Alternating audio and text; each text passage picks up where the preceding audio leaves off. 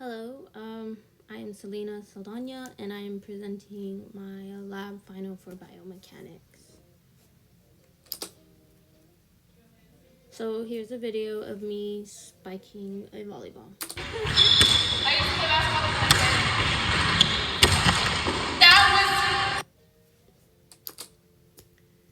So the four phases basically is the approach, the after the approach, so getting ready to jump, arm swing back, about to give your full everything to go up. The third phase is when you're at your peak height, you're stretching to the ball and you're about to hit it.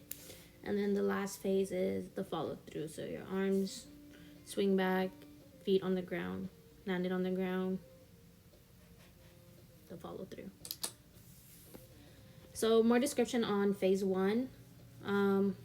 So this one, you're getting your approach, you're getting everything ready, you're about to do your steps, your 1-2, your 1-2 up. Technically it's 1-2-3 up, but so right here you're doing your approach, you're going, you're gathering momentum, you're gathering velocity, you're gathering a lot of velocity and momentum to be able to give your full maximum power to do the jump. So this one, I feel it has to do a lot with Newton's third law. For every action, there's an equal and opposite reaction, because you're giving your full momentum, your full velocity, your full everything. So with that, you're giving an action, and as you're, I guess you can say, powering up to jump, you're getting the opposite, the equal reaction of your power, everything as you're jumping.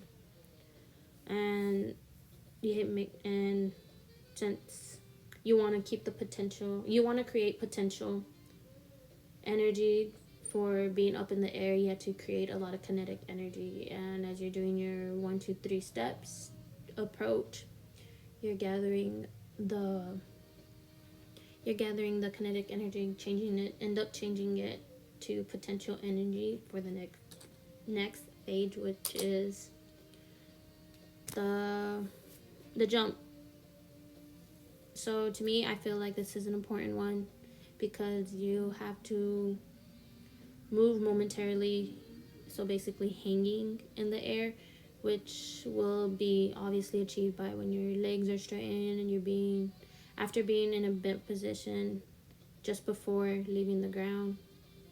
By extending the legs at peak height, this helps with saving the vertical momentum in an upward direction. So it's like you're being bent, you're coming up, you're saving all that kinetic energy, all that momentum, the velocity as you're going up, as you're bringing it down, as you're coming down, you're going up, it's being changed into the potential energy that is needed. And because of this, and also because of that, my center of mass, because of gravity, my center of mass ends up moving in a downward as my upper body is moving upward due to me straightening my legs. This is like me being able to put more time in the air as my center of mass is in the air, and this will provide me with enough air time to determine like what angle I want to hit the ball, where on the ball I want to hit, well, if I wanted a floater, if I want a top spin, if I want to kill. So with my arm being back in its back position, getting ready to gather the energy, the force, the torque to be able to push the ball downward in a top spin, a floater, or a kill. So the third one is basically my hand on the ball being hit. So I'm putting all the force, all the torque, all the power that I've gained from jumping and the swing of my arm to hit the ball downward. So it can be either a top spin, a floater, or a kill, like I said for the previous slide. So all the two phases before helped with this phase. All the energy that's being transferred to the ball, maximum speed, the accuracy, the torque, is important in this race because of that. To get the ball in a downward, to hit it, get that kill, get that floater down, and to get the top spin down.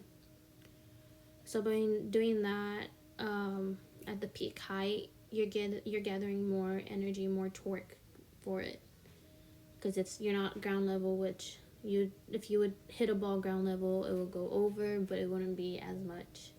It wouldn't go down faster or harder as it would as if you're jumping. So doing that, I'm getting an airborne being reduced. An airborne can be reduced by creating a top spin. So it won't float. I can hit the ball top spin, snap the wrist, and everything.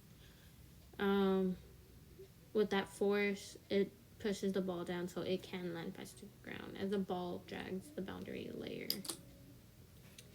The last phase is the follow through. So with that, you are jumping. You already finished jumping. You hit the ball is about to land. As you hit, your arm swings backwards.